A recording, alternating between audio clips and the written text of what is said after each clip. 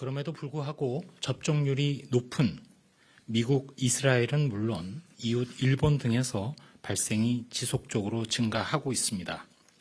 최근 1주간 전 세계의 신규 환자는 세계보건기구 집계에 따르면 456만 명입니다. 미국은 9주 연속 발생이 증가해서 지난 1월 말 이후 처음으로 100만 명을 돌파했고, 특히 일부 미접종자가 많은 주를 중심으로 해서 유행이 지속되면서 중환자 병상 부족 상태까지 야기되고 있습니다.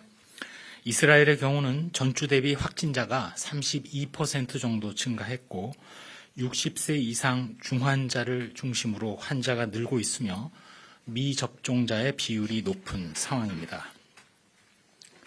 이웃 일본도 9주 연속 발생이 증가하며 역대 최대 발생이 지속되고 있습니다. 전 세계적으로 델타 변이로 인해서 높은 발생이 지속되는 가운데 우리나라는 방역 수칙의 준수, 거리 두기에 적극적인 참여, 그리고 최근 예방접종률이 다시 재궤도를 찾으면서 이들 나라들에 비해서는 상대적으로 발생이 낮은 상황입니다. 우리나라의 100만 명당 주간 확진자 수는 243명이며 지난주 대비 소폭 감소하였고, 미국은 3천여 명, 영국은 3,200여 명, 이스라엘은 6천여 명 정도로 증가된 상황입니다. 100만 명당 주간 사망자의 경우에도 우리나라를 포함해서 주요 모든 국가들에서 모두 증가하였으나 우리나라는 상대적으로 낮은 사망률을 보고하고 있습니다. 다음으로는 국내 예방접종 완료자의 해외 입국 시 검사 및 격리 면제 기준 변경에 관해서 말씀드리겠습니다. 현재 해외 출국 전 예방접종 완료자를 대상으로 해서 격리 면제하던 것을 이제는 입국 당시 예방접종 완료자로 변경하고, 또한 현재 입국 전 PCR 검사 및 입국 후 6 내지 7일째의 검사에 추가해서 중간에, 즉 입국 후 1일차에 PCR 검사를 실시하는 것으로 기준을 변경합니다. 이러한 기준 변경은 8월 30일 입국자부터 적용을 합니다. 당초 접종 완료 후 2주 경과 후에 출국 기준을 설정한 이유는 방어 항체 형성 시기를 고려한 것으로 항체 형성 전에 출국하게 되면 상대적으로 위험한 해외에서 돌파 감염이 발생할 것을 우려한 조치였습니다. 그런데 입국자의 편의와 행정 효율 증대를 위해서 격리 면제 기준을 접종 완료 후 2주가 경과된 이후에 입국한 경우로 변경하는 것입니다.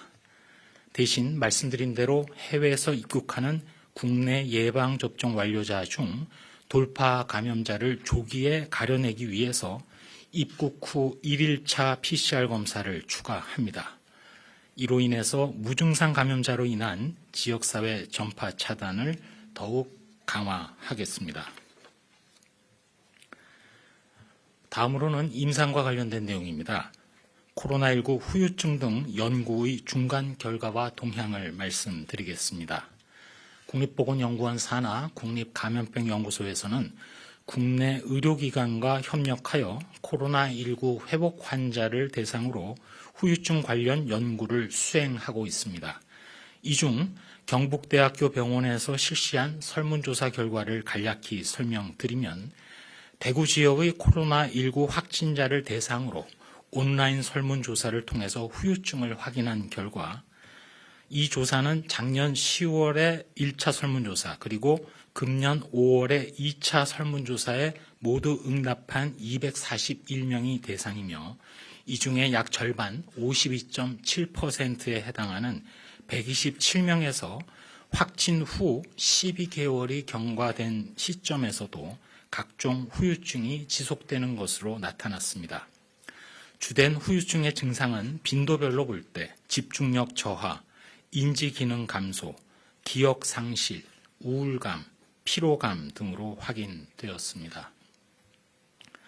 영국이나 독일 등 해외에서도 증상 발현 1년 경과 시에 집중력 저하 및 피로감 등 후유증 양상이 국내와 유사한 것으로 보고되었습니다.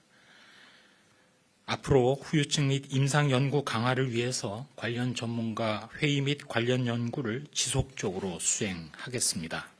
이러한 후유증, 합병증 등을 고려하시어 국민 여러분들께서는 코로나19 예방을 위해 적극적으로 백신 접종에 참여해 주실 것을 부탁드립니다. 다음으로 코로나19 변이 바이러스 분양 현황과 관련해서는 현재까지 총 70개 기관에 862건이 분양되었으며 치료제 투약 현황과 관련해서는 코로나19 치료제인 베클루리주, 렘데시비르에 대해서는 137개 병원에 13,157명의 환자에게 투약되었고 항체 치료제인 레키로나주, 레그단비맙의 경우에는 현재까지 90개 병원 11,803명의 환자에게 투여되었습니다. 다음으로 예방접종과 관련된 오접종 방지에 대해서 설명드리겠습니다. 백신의 오접종은 의료기관의 단순 부주의 또는 신규 근무자의 착오 등으로 발생하고 있습니다. 8월 27일 0시를 기준으로 총 접종 4,036만 회 중 오접종은 895건으로 발생 빈도는 대략 0.002%입니다. 사유를 보면 백신 종류 및 보관의 오류, 접종 용량의 오류, 접종 시기의 오류 등 순으로 빈도가 높습니다. 이에 저희 방역당국에서는 의료기관 내에 신규 접종 인력 대상 교육을 강화하고 주요 유형별로 오접종 사례를 전파하여 유사한 오접종의 방지 및 대응 체계를 강화합니다.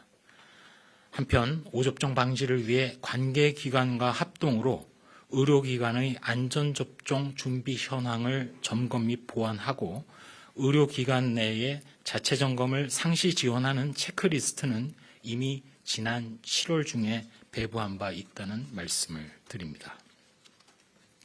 네. 한 말씀 드리도록 하겠습니다. 코로나19의 국내 발생은 여전히 4자리 수 규모입니다. 다만 지난주에 동일한 시기보다는 낮은 수준이긴 합니다. 그럼에도 여전히 향후 추세가 중요합니다. 당장 맞이하는 주말에도 거리 두기, 마스크 착용 등 수칙 준수를 거듭 요청드립니다. 말씀드린 대로 국내 백신 접종은 다시 궤도에 올라 속도를 내고 있습니다. 이번 주 전 세계적으로 코로나19의 백신 접종은 50억 회분 이상 이루어졌습니다. 이러한 접종 확대는 전 세계적인 코로나19의 유행 관리는 물론 새로운 변이의 출현 그리고 확산을 막는 데 있어서 매우 중요한 의미가 있습니다. 또한 최근 의미 있는 양상도 관찰이 됩니다. 접종 완료율이 70%를 넘어선 국가들, 예를 들어서 아이슬란드에서는 비록 코로나19가 유행이 지속은 됩니다만 지난 5월 이후 사망자가 없는 상황입니다. 또한 우루과이나 덴마크 등에서도 사망자 규모를 낮게 유지하고 있습니다.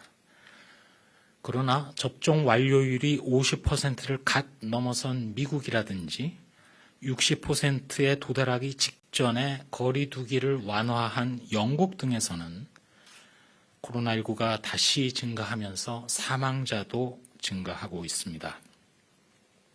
세계보건기구 WHO에서는 아까 말씀드린 대로 이번 주에 전 세계 코로나19가 정점에 이르렀다고 판단하고 있습니다.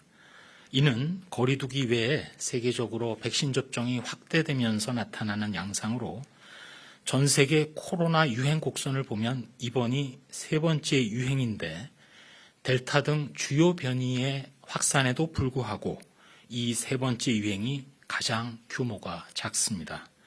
동시에 WHO는 백신 접종에도 불구하고 각국이 거리 두기 이완에 대해서는 신중하게 결정할 것을 권고하고 있습니다.